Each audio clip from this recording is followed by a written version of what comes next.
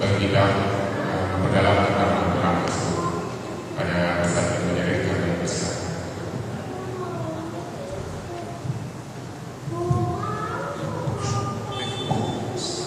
Assalamualaikum warahmatullahi wabarakatuh. Waalaikumsalam. Apa kabar Bapak Ibu sekalian?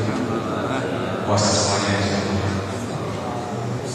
Bismillahirrahmanirrahim. Alhamdulillahil qa'ili fi muhkamit tanzil. Inna hadzal qur'ana yahdi lillati hiya aqwam wa yubashshirul mu'minina alladhina ya'maluna as-salihati anna lahum ajran kabira. Asyhadu an la ilaha illallah wahdahu la syarika lah wa asyhadu anna Muhammadan abduhu wa rasuluhu wa ba'd. Bapak Ibu saudara-saudariku, jemaah salat zuhur yang dirahmati Allah. Alhamdulillah, Ramadan adalah syahrul Quran. Ramadan adalah bulan Al-Quran. Seperti Al-Quran menceritakan kepada kita, syahrul Ramadan alladzi unzila fihi Al-Quran. Jemaah yang dirahmati Allah, saya tadi atau bulan lalu beli sebuah modem. Biasa kita tahu modem ini. Modem yang seperti ini tidak terlalu kuat. Ternyata ada buku panduannya, panduan registrasi, isi pulsa, berlangganan pakai internet, macam-macam sampai internet-nya. Padahal sekecil ini dan tidak terlalu kuat, tapi ada buku panduannya. Dan hampir produk-produk mulai dari kecil sampai besar semuanya ada buku panduan atau guide-nya. Kalau Allah Subhanahu wa taala cipta kita, dan ternyata juga Allah Subhanahu wa taala yang Maha Alim dan Maha Hakim, Allah Subhanahu wa taala sertakan guide dari keberadaan kita untuk maintenance diri kita, lalu kemudian bagaimana menjalankan seluruh atau operasional dari seluruh hidup kita di dunia ini yang hanya pendek kira-kira 200 tahun ya, kalau kita kita butuh guide itu adalah Al-Quran. Maka subhanallah, Al-Quran menyatakan pada dirinya, inna hadzal qur'ana yahdi. Sungguhnya Al-Quran ini menjadi guide, menjadi petunjuk lillati hiya aqwam, untuk kemaslahatan hidup manusia bagaimananya. Jamaah yang dirahmati Allah subhanallah, kenapa kita perlu guide ini? Kita semuanya sadar dengan datangnya Ramadan ini misalnya.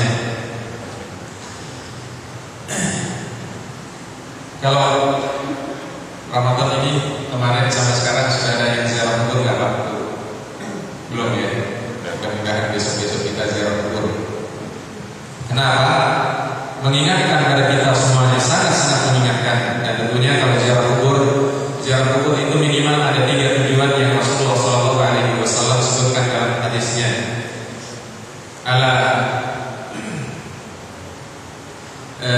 Gimana? Kuntu nahaitu an ziyaratil quburi ala tazuruka. Dulu kami melarang kalian semuanya ziarah kubur, maka sekarang setelah iman kalian semuanya sudah baik, maka ziarah. Kenapa ziarah kubur? Fa innahu turiqul qalba. Ziarah kubur itu bisa menjadikan hati-hati kita menjadi lembut. Makanya kalau kita ziarah kubur kemudian hati kita tidak lembut, tidak lentur, maka tujuan dari ziarah kubur itu belum terpenuhi. Kedua, tudmikul aina. Ziarah kubur itu bisa menjadikan mata-mata kita mudah menangis. Makanya kalau kita ziarah kubur dan mata kita masih sulit menangis, tujuan dari ziarah kubur belum terpenuhi. Yang ketiga, mudzakiruka bil akhirah. Kalau ada orang ziarah kubur tapi perbuatannya masih jauh dari dia, ingat akhirat, maka juga tidak tercapai. Kalau kita ziarah kubur, kita diingatkan dengan papan nisan yang ada di hadapan kita. Lihatlah jemaah yang dirahmati Allah, papan nisan ini mengingatkan pada kita bahwa apa yang kita alami di dunia ini setelah meninggal tidak ada yang bisa kita banggakan. Yang kedua, bahwa papan nisan ini mengingatkan pada kita semuanya, umur kita pendek, lahir pada tahun sekian dan wafat pada tahun sekian, kurangi. Tidak ada insya Allah yang kita temukan 200 tahun usianya, atau 100 tahun saja mungkin bisa 1, 2, 90 tahun masih bisa kita hitung dengan jari. 80 tahun mungkin dari kita yang 10 ini masih bisa menghitung, tapi yang paling banyak adalah antara 60 sampai 70 tahun atau lebih sedikit dari 70 tahun. Ini usia kita. Usia kita yang begitu pendek, problematika begitu kita luar biasa, dan sekali lagi kita butuh bimbingan Al-Quran. Kita butuh bimbingan Al-Quran ini. Maka kemudian kalau kita perhatikan Umar bin Khattab radhiyallahu anhu dan seluruh masyarakat sebelum turunnya Al-Quran luar biasa kuatnya dalam menghadapi kehidupan ini, dan hampir-hampir kemanusiaannya tidak nampak dalam kehidupan, sehingga seluruh hidupnya ya untuk dunia, dan hidupnya pikirannya untuk dunia, potensinya untuk dunia, semuanya untuk dunia. Lalu kemudian anggapan dari Umar dan kawan-kawan adalah bahwa Al-Quran ini untuk apa sih, bikin ribet saja, bikin sulit saja, ya, karena tidak tahu apa yang ada dalam diri ini, sehingga apaan sih ini bikin sulit aja, ditelantarkan. Maka kemudian turun firman Allah Subhanahu wa taala,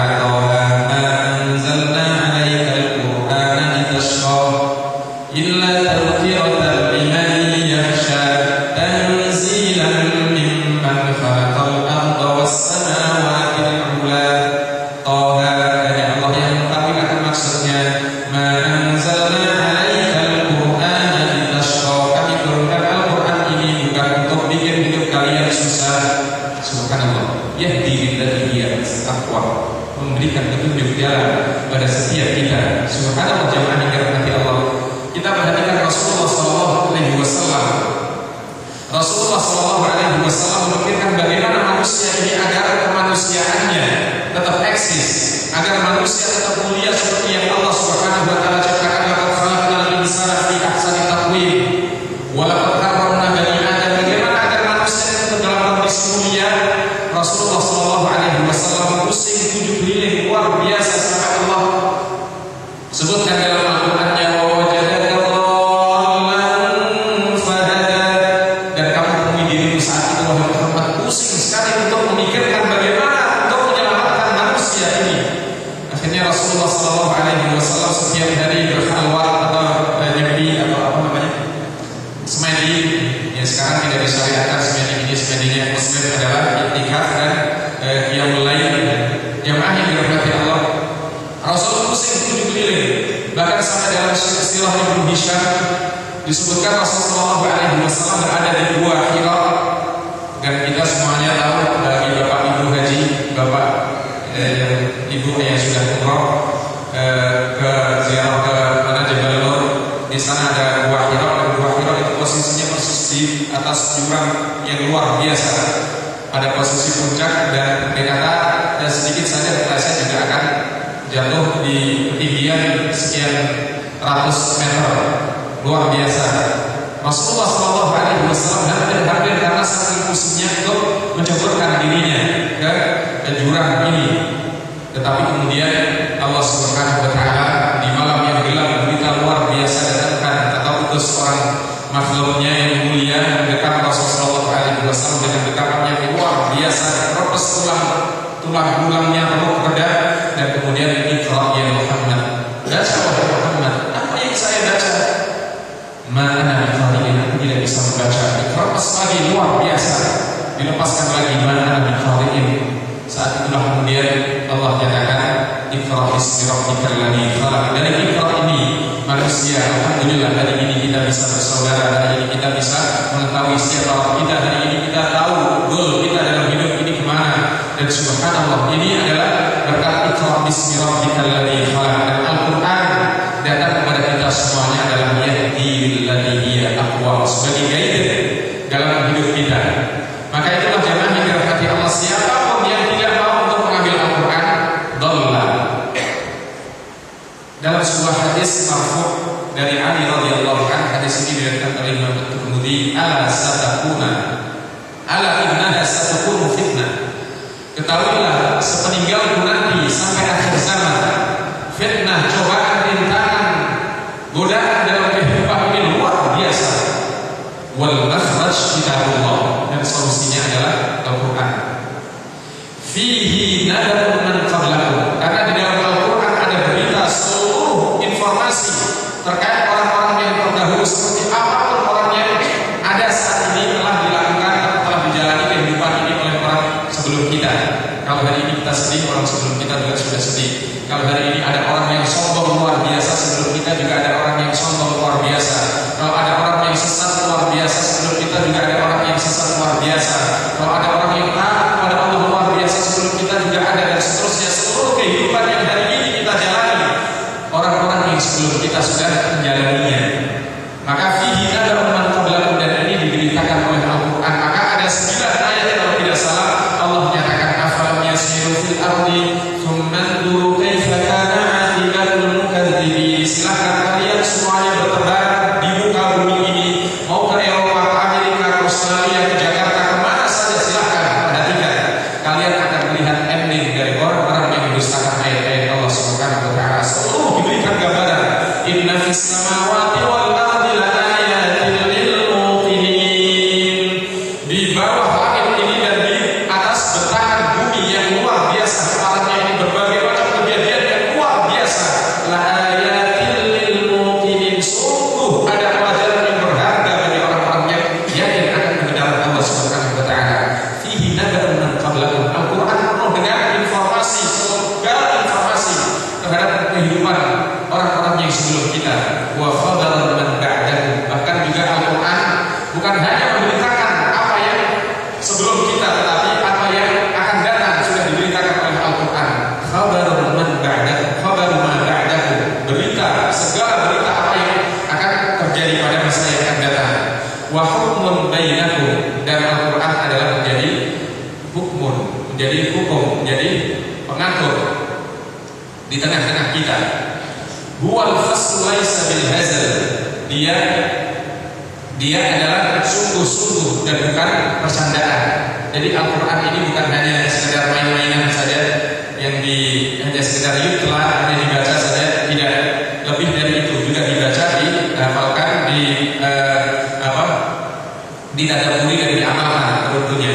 Man tarakahu min jabbarin fasamahullah. Barang siapa yang membuang Al-Quran, barang siapa yang tidak membutuhkan Al-Quran, karena bagi Al-Quran adalah Al-Quran kalau di etalase saja, turun kalau malam-malam, Jumat lain, Jumat Kliwon, kadang-kadang begitu.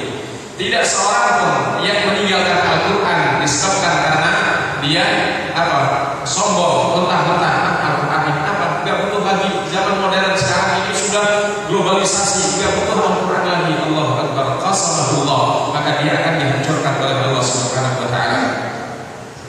Wa man ittaba al-huda fi ghairihi adallahu Allah, dan barang siapa mencari petunjuk selain Al-Quran pasti dia sesat. Barang siapa mencari petunjuk selain Al-Quran pasti dia sesat. Karena tidak ada petunjuk yang benar selain petunjuk Al-Quran. Maka itu Allah Subhanahu wa taala menyatakan di mana saja di surat Yunus, kalau tidak salah ayat ke-32.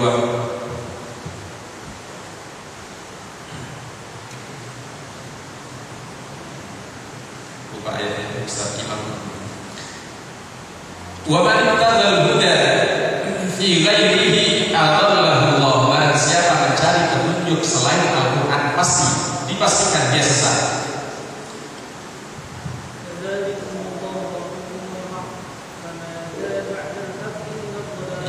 Famada ba'dal haqqi illa dhalal. Al-Quran adalah al-haq. Maka setelah Al-Quran ini seluruh petunjuk-petunjuk gaya hidup ini selain Al-Quran sesat. Kapitalis sesat, komunis sesat, apalagi pokoknya isme itu semuanya sesat. Liberalis sesat, semuanya sesat. Tapi selain Al-Quran sesat. Famada ba'dal haqqi illa dhalal. Apalagi setelah kebenaran ini kecuali semuanya adalah kesesatan. Wa huwa hablullahil matin, dan Al-Quran adalah tali Allah Subhanahu wa taala yang kokoh. Al-Quran sebagai penghubung kita dengan Allah Subhanahu wa taala. Maka kalau kita buka tafsir fi Dilalatil Quran, tafsir fi Dilalatil Quran ini sebuah informasi saja, di negeri ini juga sudah mulai dilarang. Karena apa? Di dalam Al-Quran, tafsir di dalam Al-Quran itu kadangnya tafsirnya teroris, maka dilarang. Kayak di Saudi Arabia. Kalau di Saudi Arabia dilarang karena karena mufassirnya itu adalah seorang ahli hukum, kemudian dia menerapkan kehidupan demokratis yang luar biasa. Kalau di kerajaan Saudi kan enggak demokratis kan, kayaknya susah itu. Ini Ini bukan koreksi sana ya, tapi hanya dilarang. Dan di sini pun tafsir itu sudah mulai juga dilarang, tidak boleh dijual di toko-toko. Tadinya banyak di Gramedia, di Gunung Agung, di Wali Songo, tetapi sekarang sudah tidak ada tafsir Dilalil Quran ini, kecuali masih di Maktabah Syamilah atau di toko-toko tertentu. Jamaah yang dirahmati Allah, kalau kita buka tafsir Dilalil Quran, sang fasirnya katakan setelah muqaddimah bismillahirrahmanirrahim, innal hayata fi dhilalil qur'ani nikmatun la ya'rifuha illa man dhaqaha, nikmatun ta'ummul umra wa tubarikuhu wa tuzakkihi, dan seterusnya. Sungguh hidup di bawah naungan Al-Quran itu lezat, indah. Kelezatan dan keindahan ini tidak pernah bisa diketahui kecuali orang yang merasakan langsung hidup di bawah naungan Al-Quran. Kenikmatan yang bisa untuk memberkahi umur dan kehidupan seseorang, kenikmatan dan keindahan yang bisa untuk memperpanjang usia manusia, dan keindahan kelezatan Al-Quran ini bisa mengangkat derajat manusia. Maka Allah Subhanahu wa taala nyatakan di surat Abasa wa tawalla an ja'ahul a'ma, pada saat firman Allah Subhanahu wa taala, kalla innaha tadhkirah faman syaa'a dzakara fi suhufin mukarramah marfu'atin mutahharah. Sebagian mufassir ada yang mengatakan bahwa fi suhufin mukarramah, karamatul insani tata'allaqu bimada ta'alluqihi bil Quran, bahwa kemuliaan manusia sangat bergantung sejauh mana ia berinteraksi dengan Al-Quran. Marfu'atin, ketinggian derajat manusia. Wa rif'atul insani tata'allaqu bimada ta'alluqihi bil Quran. Begitu juga ketinggian derajat manusia muslim mukmin sangat ditentukan oleh juga sejauh mana ia berinteraksi dengan Al-Quran. Maka perhatikan Rasulullah SAW dalam hadis yang sahih mengingatkan pada kita semuanya, inna Allah yarfa'u bi hadzal kitabi aqwaman. Allah mengangkat derajat manusia dengan Al-Quran ini, wa yadh'u bihi akharin, dan Allah merendahkan juga sebagian dari manusia ini derajatnya dengan Al-Quran ini. Bagaimana bisa tinggi dengan Al-Quran dan bisa hina dengan Al-Quran? Bisa tinggi dengan Al-Quran maka apabila dia mu'ayyashah, interaksi dengan Al-Quran yang baik, dan menjadi rendah manakala dia tidak mau berinteraksi dengan Al-Quran. Maka Ibnu Mas'ud radhiyallahu anhu, beliau mengingatkan pada kita semuanya, muslim mukmin ini la yas'alu 'abdun muslimun an nafsihi fi yaumihi wa lailatihi illa Al-Quran. Hendaknya seorang hamba muslim jangan bertanya kepada dirinya dalam kesehariannya kecuali yang pertama, tanyalah dirinya terhadap Al-Quran, tentang Al-Quran. Fa in kana yuhibbul Quran fa innahu yuhibbullah wa rasulahu, wa in kana yuridul Quran fa innahu yuridullah wa rasulahu. Jika ia temui harinya dia mencintai Al-Quran, membaca Al-Quran, ada menghafalkan Al-Quran atau menadaburi Al-Quran, ketahuilah bahwa ia telah mencintai Allah dan Rasulnya. Tapi apabila ia membenci Al-Quran, Al-Quran dicampakkan, maka ketahuilah bahwa ia telah membenci Allah dan Rasulnya. Allahu Akbar, jamaah yang dirahmati Allah, luar biasa. Ini Al-Quran.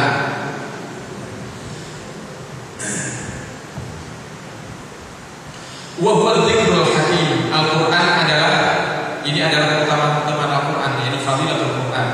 Wa huwa dzikrul hakim. Al-Quran adalah pengingat yang sangat bijak.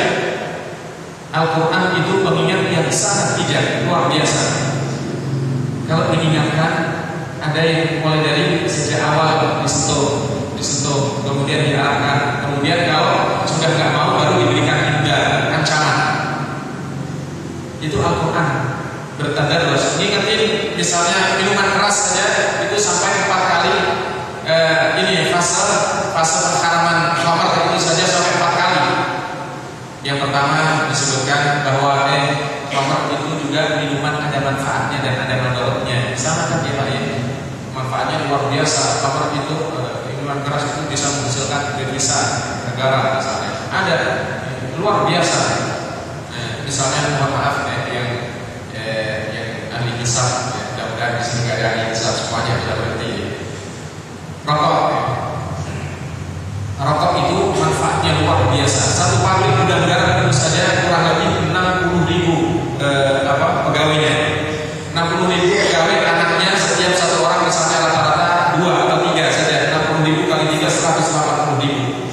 180.000 kemudian belum devisa negara misalnya. Makanya luar biasa manfaatnya. Tapi mandorotnya orang yang mati gara-gara disebabkan karena rokok, orang yang kena jantung karena gara-gara rokok begitu banyak. Sebagian orang bilang, Pak Ustaz, kan mati dengan rokok itu gak ada hubungannya. Iya, memang sih gak ada hubungannya. Yang mati udah ketuaan Allah rokok ya rokok. Tapi biasanya orang yang rokok itu awet muda. Kenapa awet muda? Sebelum tua sudah mati gitu. Jamaah yang dirahmati Allah. Satu contoh dulu Sudan itu kalah memproklamirkan dirinya menjadi negara Islam, langsung diibar oleh seluruh dunia barat. Kemudian dia mengelola sumber dayanya sendiri menjadi negeri terkaya di Afrika.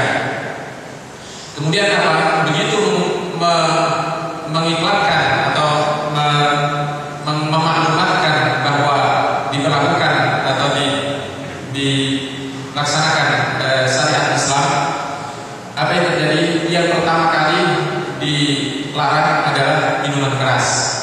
Kerugiannya berapa? Tidak tanggung-tanggung. Hampir 1.500 juta dolar untuk 1.500 juta dolar itu untuk APBN setahun kalau Indonesia ya 1.500. Kalau sekarang naik ke 1.900 sampai 2.000. 150 juta dolar. Luar biasa. Itu baru pertama. Tapi subhanallah, tahun berikutnya devisa yang didapat selain dari itu lebih besar lagi dan luar biasa. Karena apa? Rakyat dari sisi kesehatan dan seterusnya malah terjaga. Dan kita teruskan jalan yang dirahmati Allah. Wa huwas siratal mustaqim. Al-Qur'an adalah jalan yang lurus. Wa huwa alladzi la tazimu bihi al-ahwa. Al-Qur'an itu kayak apapun manusia ingin membuat Al-Quran itu dibelok-belokkan nggak pernah bisa. Pernah pada 2 tahun yang lalu dicetak Al-Quran dari Israel 6 juta, dicetak 6 juta eksemplar. Subhanallah, protes dari seluruh dunia luar biasa sehingga 6 juta eksemplar ini harus ditarik. Hawa nafsu yang kayak apapun untuk membelokkan Al-Quran tidak pernah bisa. Wala ta'tabisu bihi al-sinah. Perhatikan, setiap manusia bisa bicara. Kalau penduduk dunia ini sesuai dengan survei dari Pew Amerika, penduduk dunia ini sekitar 7,5 miliar. Yang 1,9 miliar adalah Muslim. Jamaah yang dirahmati Allah, 7,5 miliar ini masing-masing punya ngomong, punya bicara. Tetapi Al-Quran tidak pernah tertukar dengan pembicaraan manusia. Mana saja di dunia ini sampai hari kiamat. Luar biasa. Berbeda dengan kitab yang lain, misalnya setiap tahun ada revisi dan seterusnya. Wala yashfa'u ilhul ulama. Al-Quran ini sampai detik ini luar biasa. Semakin digali, semakin dikaji, semakin dipelajari, selalu melahirkan inspirasi baru. Maka kalimatnya adalah wala yashfa'u ilhul ulama. Ahli ilmu mana saja, di mana saja yang mempelajari dan membaca Al-Quran tidak pernah merasa kenyang dengan kebaikan-kebaikan yang terus luar biasa. Maka dulu pernah saya sampaikan, nggak tahu di sini apa di sana, yang kisah seorang yang saya temui, Profesor Dr. Pisongkos. Dia seorang orientalis ternama dunia dari Jerman. Dia seorang guru besar bahasa di Universitas Hamburg. Saya berbicara sekitar selama 1 jam lebih karena saya tertarik dia masuk Islam. Kenapa dia masuk Islam? Gereja dia ditinggalkan, gelar-gelarnya yang luar biasa semuanya ditinggalkan karena dia masuk Islam. Dosennya masih. Dia berbicara, dia mengatakan selama 23 tahun dia punya pelajaran kajian khusus tentang sejarah Muhammad. Dan memang begitu, orientalis itu ada yang belajar tentang grammar Al-Quran, grammar bahasa Arab, ada yang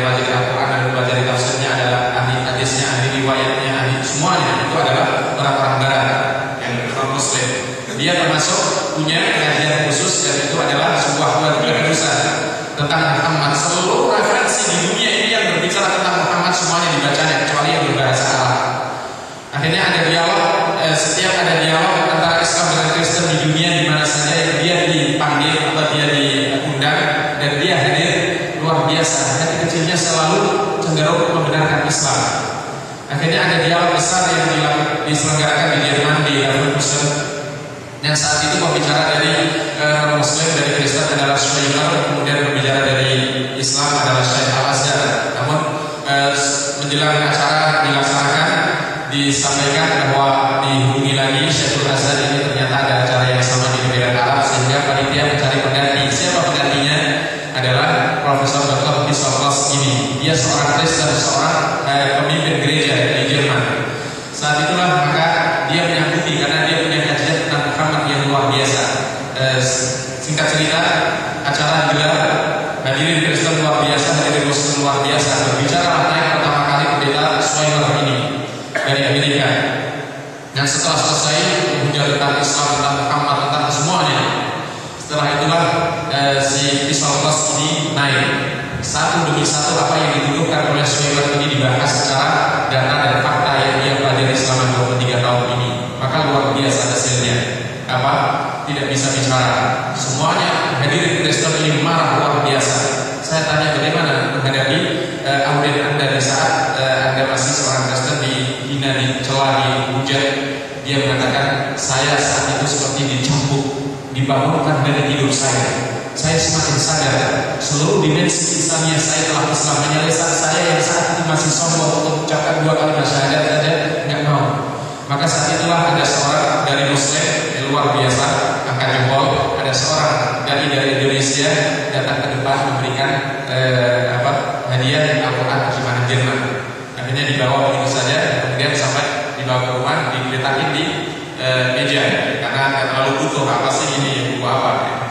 Diletakin di meja ini saat dia sedang santai itu sambil duduk, dilihat-lihat Al-Quran ini nggak sengaja pokoknya dibuka satu apa sih ini isinya, kayak kita kalau pengen tahu mungkin apa minggu perjanjian baru apa sih isinya. Begitu dibuka surat Al-Fatihah, terjemahannya dibaca, luar biasa, dia tergetar. Ini bagus ini. Kemudian di surat Al-Baqarahnya dibaca terjemahannya, oh bagus. Akhirnya terus dia ingin untuk mempelajarinya, maka dia membaca selama 4 bulan, dibaca, direnungkan, dikaji. Dia membaca surat Al-Fatihah sampai surat An-Nas, 114 surat dalam 4 bulan dibaca terjemahannya selesai. Dia ingin bisa bahasa Arabnya. Bagaimana caranya? Maka subhanallah, dia belajar secara otodidak. Setiap hari masuk keluar perpustakaan, dalam waktu 6 bulan dia bisa membaca Arab, dia bisa mengerti bahasa Arab, dan dia bisa berbicara bahasa Arab. Luar biasa, 6 bulan. Memang Al-Quran atau bahasa Arab itu bahasa yang mudah. 6 bulan saja sudah bisa untuk dipelajari, atau sudah bisa seorang kalau belajar sungguhan. Nah, jemaah yang dirahmati Allah, setiap dia membaca Al-Quran masih seorang Kristen, dia selalu bergetar hatinya dan tidak mampu untuk membendung matanya. Pada suatu pagi dia datang ke orang Indonesia ini bersama sahabat-sahabatnya, dan kemudian setelah berdialog sejenak, maka kemudian akhirnya dia mengucapkan asyhadu an la ilaha illallah wa asyhadu anna Muhammadar Rasulullah. Dia lupa saat itu dia berkata luar biasa Al-Quran. Demikian seorang ulama yang luar biasa masuk Islam, dan sebelumnya juga telah banyak ulama Eropa yang masuk Islam, ahli ilmu yakni di Eropa yang masuk Islam. Wala yashfa'u minhu ulama wala yakhluqu an kasrat.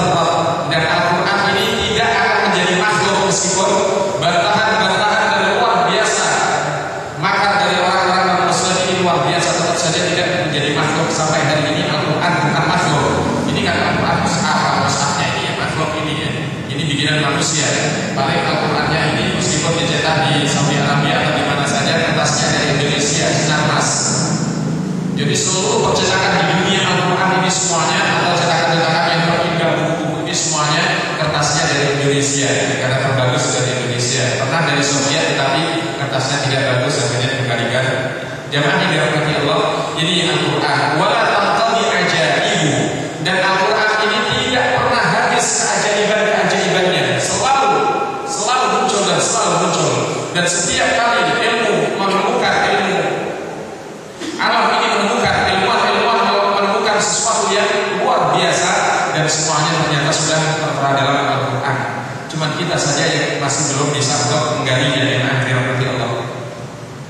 Wa huwa alladzi lam tartahil jinnu idza sami'ahu hatta qalu, dan sampai hari ini jin setiap mendengar Al-Qur'an dibaca mereka mengatakan inna sami'na Qur'anan ajala yahdi ila rusydi fa amanna bi wa lan nusyrika bi rabbina ahada. Dan jin selalu kalau dibaca Al-Qur'an yang mengatakan inna sami'na Qur'anan ajala, sungguh kami mendengar Al-Qur'an ini adalah sesuatu yang sangat ajib, sangat mengherankan, sangat mengagumkan, luar biasa. Man qala bihi sadaq, dan siapa di dunia timur, barat, utara, selatan berbicara dengan Al-Qur'an pasti pembicaraannya benar. Wa man amila bihi ujir, dan siapa yang beramal dengan Al-Qur'an pasti mendapatkan pahala, membacanya saja pahala. Wa man amila bihi adl, dan barang siapa beramal dengan Al-Qur'an pasti perbuatannya adil. Dia menjadi seorang hakim yang adil, dia menjadi pemimpin yang adil, dia menjadi apa saja dia adalah berada dalam kondisi yang lurus. Wa man da'a ilaihi hudiya ila siratal mustaqim, dan barang siapa yang menyeru kepada Al-Qur'an ini untuk berpegang pada Al-Qur'an, mengamalkan Al-Qur'an, maka dia pasti berada dalam jalan yang lurus. Subhanallah, inilah Al-Qur'an yang dirahmati Allah. Inilah Al-Qur'an datang kepada kita semuanya. Dan lebih dari itu semuanya, bahwa Al-Qur'an selain dia adalah guide hidup kita, dia adalah Al-Qur'an al-innahu ruh. Al-Qur'an itu adalah roh. Roh itu apa Pak? Ruh. Kalau Al-Imam Ibnu Qayyim Al-Jauziyah memaknai roh itu adalah quwwatul muharrikah. Roh itu adalah kekuatan yang menggerakkan. Kenapa kita bisa bergerak seperti ini? Karena ada rohnya. Karena ada rohnya. Kenapa kita bisa berbicara? Kenapa kita bisa mendengar dan seterusnya? Karena ada rohnya. Kalau tidak ada rohnya, ini Allahu Akbar. Al-Quran adalah roh. Al-Quran adalah kekuatan yang menggerakkan.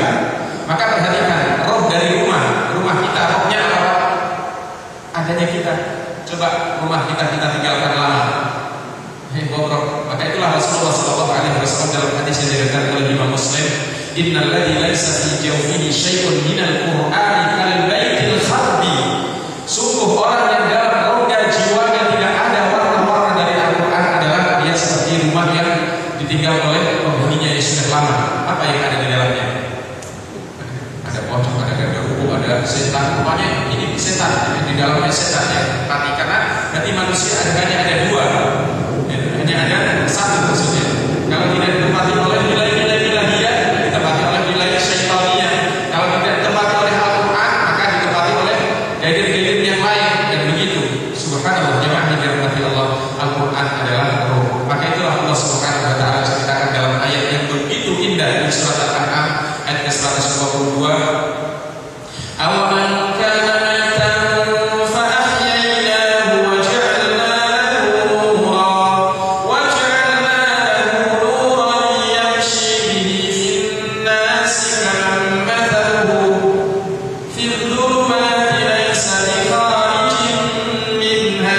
Subhanallah. Awaman kana maitan, apakah orang-orang yang dulunya mati? Orang yang dulunya mati yang disebutkan dalam ayat ini siapa? Generasi sebelum turunnya Al-Quran, generasi jahiliyah. Apakah generasi jahiliyah itu tidak bergerak? Bergerak mereka, membangun mereka, berpolitik mereka. Ada negara Arab saat ini sebelum datang Al-Quran, ada presidennya Abu Jahal, ada semuanya, berekonomi, berkuat semuanya seperti negara kita saat ini. Tapi Allah Subhanahu wa taala menyatakan itu semuanya sebagai generasi yang mati.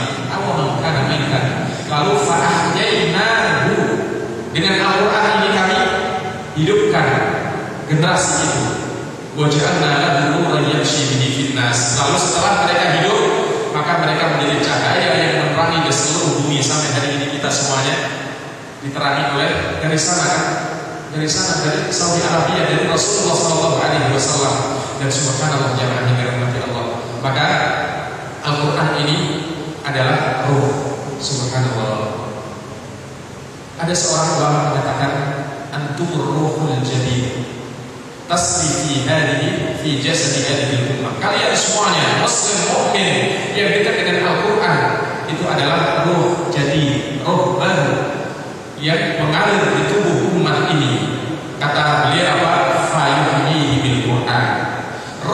bisa hidup, maka roh itu apabila berinteraksi dengan Al-Quran menjadi roh thayyib, menjadi roh yang baik. Tapi kalau roh kehidupan kita masuk mana saja tapi tidak ditangani oleh Al-Quran, hidup juga bergerak juga, tapi apa? Ruhul khabis, bergeraknya pada jalan yang belok. Nah, jemaah yang dirahmati Allah, demikianlah Al-Quran adalah Al-Quran adalah roh yang digerakkan pada kita semuanya. Dan yang ketiga, terakhir, barangkali jemaah yang dirahmati Allah, fadhailul Quran, keutamaan Al-Quran ini luar biasa. Apa dia?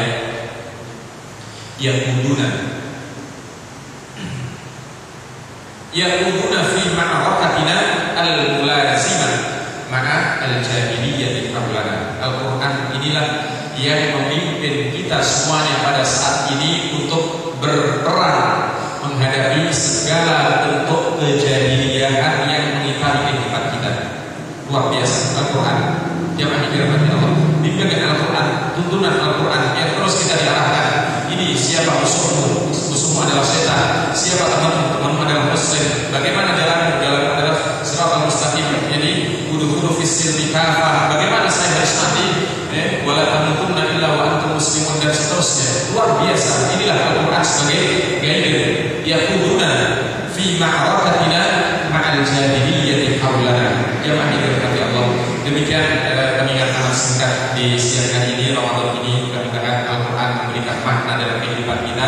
Dan Al-Quran yang dirahmati Allah, bahwa umur kita pendek, kita butuh amal-amal besar, kita butuh pahala-pahala yang amal-amalan yang memiliki kuantum pahala, amalan-amalan yang memiliki lompatan pahala. Karena kalau kita mengandalkan ibadah-ibadah kita yang rutinitas, kayaknya usia kita pendek, kemudian kita diburu oleh kematian terus, kayaknya gak cukup nanti untuk modal ke surga kita. Dan oleh sebab itu bersahabatlah kita dengan Al-Quran. Kenapa? Setiap satu huruf adalah kebaikan. Kalau kita sehari bisa satu juz, satu lembar ini saja misalnya, rata-rata satu lembar berapa juz? Berapa huruf? Kalau satu baris ini rata-rata berapa? 15 huruf lebih. Satu baris ini berapa huruf? Kemudian satu lembar berapa huruf? Setiap huruf diberikan kebaikan oleh Allah 10 kali lipat. Al-hasanatu bi asyri amsalha. Subhanallah. Bagaimana dengan kalau kita membaca ini? Sekali lagi kita butuh amal-amal yang memiliki kuantum pahala. Mudah-mudahan umur kita yang pendek ini bisa untuk kita jadikan modal meraih surga Allah Subhanahu wa taala dengan Al-Quran. Sekali lagi, jadikan Al-Quran sebagai sahabat kita. Hadirin wa iyyakum ajma'in. Assalamualaikum warahmatullahi wabarakatuh. Insyaallah setelah memberikan makna Al-Quran, sehingga di bulan Ramadan ini